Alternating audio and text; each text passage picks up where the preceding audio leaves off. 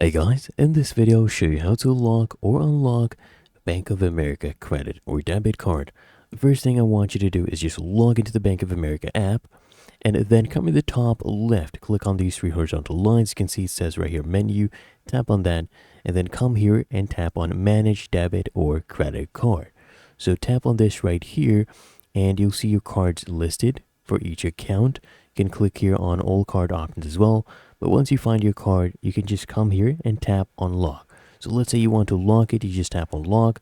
And if it's already locked, you tap on unlock. And then they'll ask you right here, are you sure? Basically a prompt. And if you are sure, you can just tap here on lock card. And as you can see, this card is now locked and you would need to unlock to use it. There you go. You get a confirmation as well.